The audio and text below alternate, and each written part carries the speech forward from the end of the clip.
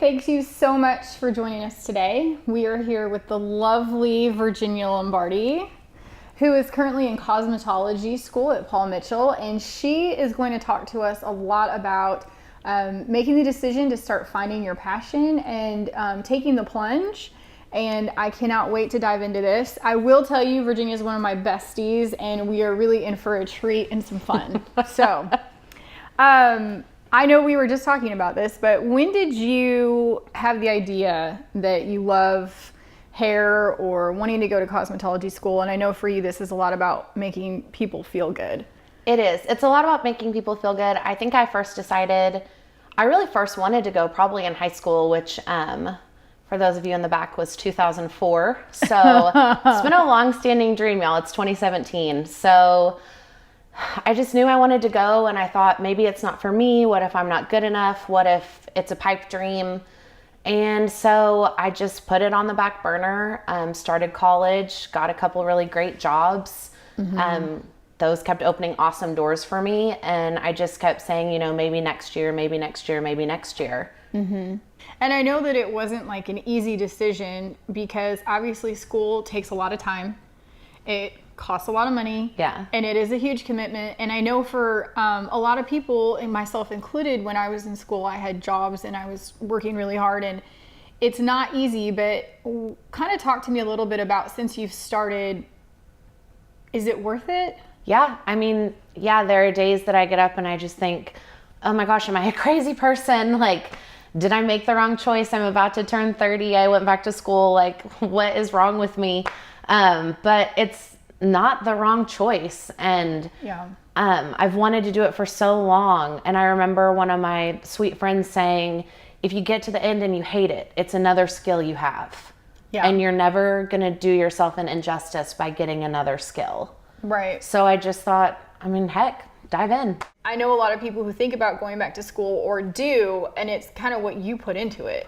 It's 100% what you put into it, because I just think about all of the times that I felt like I could do this. When I first enrolled in college with my major, I thought I could grow up and be this. And then I thought, maybe not. Right. I think a lot of people do. And now that I found something that I've always thought maybe I could do this, and I'm doing it, it feels easy. The work feels easy. The time and the effort and the studying and just everything that I have to put into it and sacrifices that I make in my personal life, they feel easy now. And they didn't feel that way before. Yeah. And we've talked to a couple different people who have said that same thing, where maybe they didn't want to go to work. Yeah. Didn't want to get out of bed. Didn't want to have to do the thing that they felt was really hard. And I think for some people, even saying I'm going to go back to school is really hard. Or I'm going to go do something that I've wanted to do for a long time and I haven't, and now I'm going to go do it. Yeah. So have you had any naysayers or anybody in your life that has kind of like not believed in you, and how have you overcame that? I think there was some hesitation in the beginning when I was like, hey, I'm going to quit my job at 29 and go to cosmetology school. And everybody kind of stops and is like, that sounds like a bad idea. Are you sure you want to do that? But once I got rolling and people saw how happy I was, anybody at that point, like, I was ready to cut and run. So if you weren't with me, you were against me. And fortunately for me, that never came up. I haven't had one person say, I think you made the wrong choice. Are you sure this is what you want to do? Man, you're not really very good at this. Like, it's never come up. And so I think that kind of goes in hand with it. Just gets easier when you're doing what you're supposed to be doing. And people see that you're passionate and they want to support you and uplift you in that journey that you're on. And I know that in diving into that, so you found the thing that, like you just said, it lit a fire. Yeah.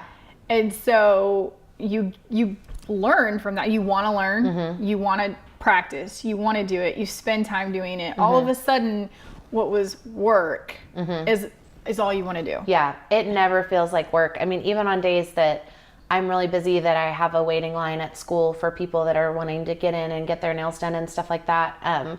it never feels like work. I'll realize it's 3:00 and I haven't even stopped to think about eating lunch or something like that, which isn't great. You should care about yourself. You should take care of yourself, eat lunch. But I don't think about it. The time is passing so quickly and I just think, oh my gosh, where'd my whole day go? And I think, well, it went to 5 manicures and 2 pedicures. And all of a sudden, how did I get it all done? Because I'm just so happy outpouring that. And, it's kind of like that airport theory of 5-minute friends. You get to just spend a few minutes with people and like really connect with them, and then they kind of move on, and then you see them again in 3 weeks and you catch up, and it's just awesome.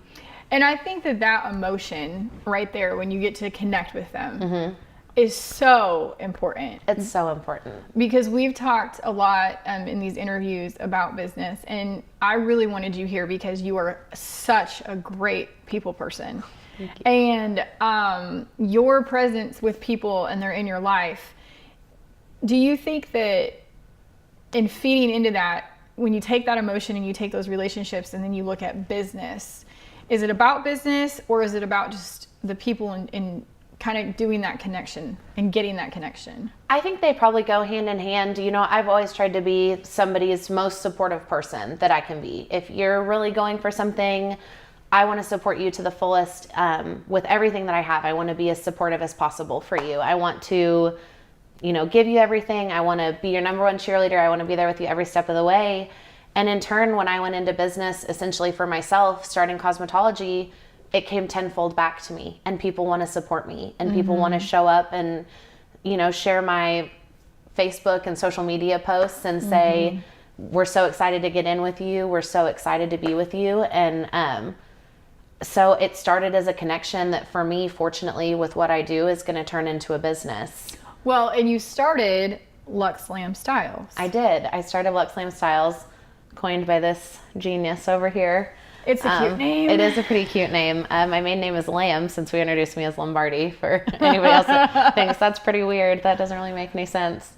But you started, that's your my business. And you started it, and you put on Facebook yesterday, right? Your most recent nails. Yes. And you got 100 and... It's like just climbed from now. It's like 127 likes, which is insane. And like 60 comments or something. It's insane. I can't even it's just it's crazy. Awesome. It's so awesome. It's so surreal because you just think it's just this little small whisper in your heart. Are you going to be successful? And then everybody supports you. It's the craziest feeling. It's the craziest thing. And I will say this, I didn't read all a million comments, but I know I scrolled through, and so many of those people are like, I need to get my nails done. Yeah. When do you have time? Yeah. When can I come in? And what's so cool about that is you're still in school. I am. And that's awesome. And so I think when I look at it, just from the business standpoint, you have a service and you have a clientele. And what clientele is going to come to you, and you've already got it. I hope so. That's the plan. The plan is to leave with clientele. Well, but I think that's awesome because you hit the nail on your head. You hit the nail on the head. My head, your head. Tomato, tomato. When you said, I am a supportive person, I go out and I support others, and I go out and I rally behind them. I'm a raving fan. You have helped other independent people grow their business. Yeah. My business, I know I could probably on one hand easily.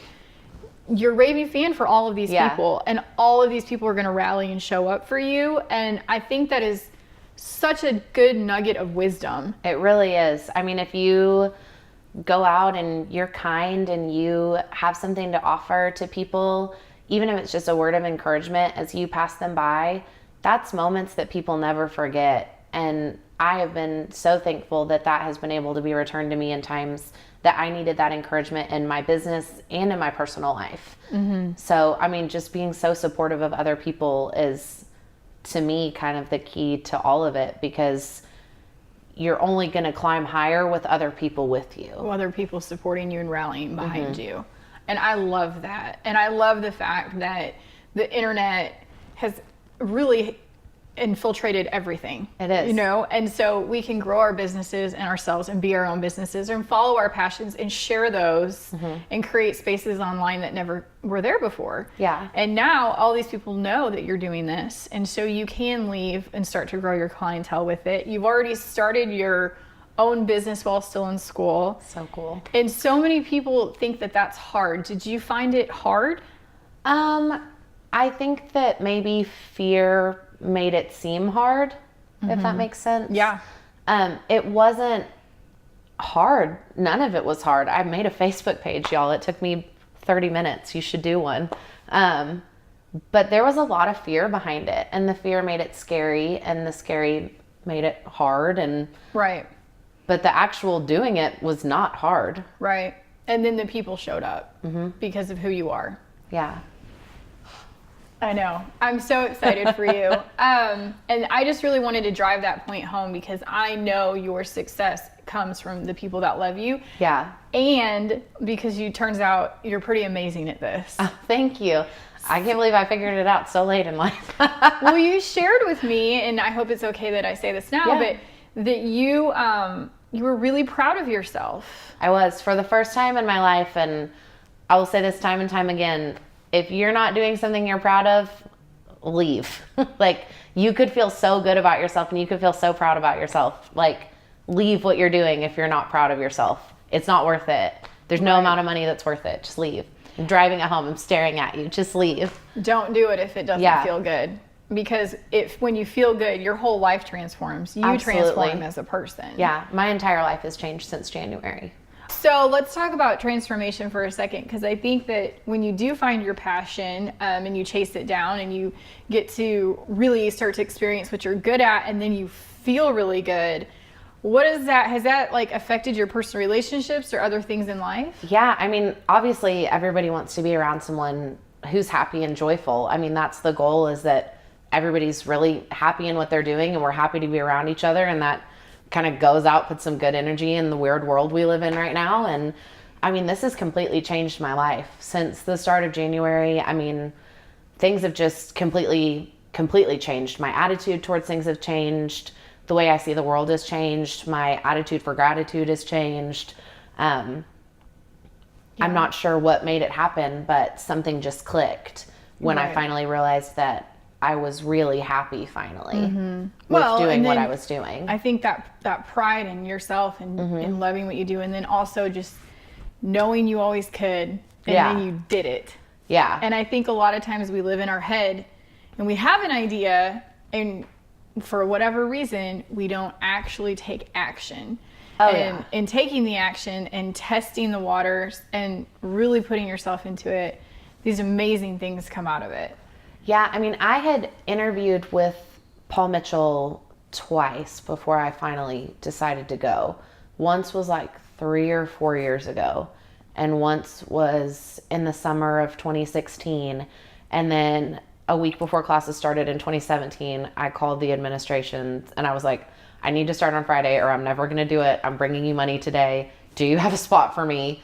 I have to dive in, or I'm going to talk myself out of it again. Yeah.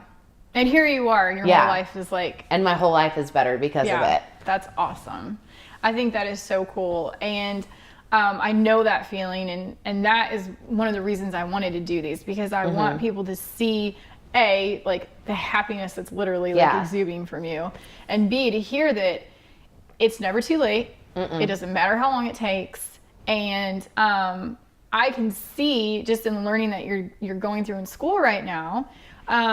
Do you have any goals that you've set for yourself as far as like, going into business, or what does that look like for you? They have a really cool structure at Paul Mitchell, and a lot of it does involve goal setting. So I think my goal for the first year is just to have somebody every day. I want to do someone's nails every single day that I'm in the salon. And then maybe for my second year, I'd like to do 2 people's nails every day. And we'll just go up from there. That's awesome. So what if you get what if you work 5 hours and you have 5 people a day? That would be amazing. That would be, I would love it. I would take a lot of vacations. It would be awesome. That would be the dream. I mean, the dream would be, in 5 or 6 years, somebody else that felt like me, that felt like, maybe they weren't ready to dive in. Maybe I could take them under my wing and teach them what I learned and show them, this is the way to do it and this is the right way. And I don't know everything, but I'll learn with you. Sure. We're in it together at this point. And be raving fans for more people. Yeah. So I guess my last question is, and I've asked everybody this, if there's somebody who's watching this right now, and we've kind of touched on this quite a bit, but they're just sitting there and they're feeling it. Maybe it's, it's maybe not cosmetology, maybe it's something else. It's that thing that they know that they keep coming back to, or keep showing up, or they keep feeling they want to do it, but for whatever reason they're not. What would you say to them? I mean, honestly, just dive in. The fear that you have right now is worse than doing it. Mm-hmm. The fear that you have and the doubt that you have about not completing it is worse than the fear of just jumping in and saying, I can do this. So if you want to go back to college or start a dog grooming company or, I don't know, sell weird vintage shoes on eBay, like dive in. Like, what are you waiting for? Mm-hmm. I wish I had asked myself that years ago, because when I really asked what I was waiting for, the answer was like literally actually nothing. Virginia, I'm so happy you came today. Thank you for having me so much. Is it okay if there's somebody who has questions for you? Yeah. Is it okay for them to reach out? Yeah, absolutely. I mean, my name is my Facebook. Lex Lamb Styles is my business page. So if you have questions about anything, you can find me on either of those pages. I used to be a social media manager, so I'm glued to my phone. So you can definitely find me. Thank you so much for joining us today, Virginia Lombardi. Thank you.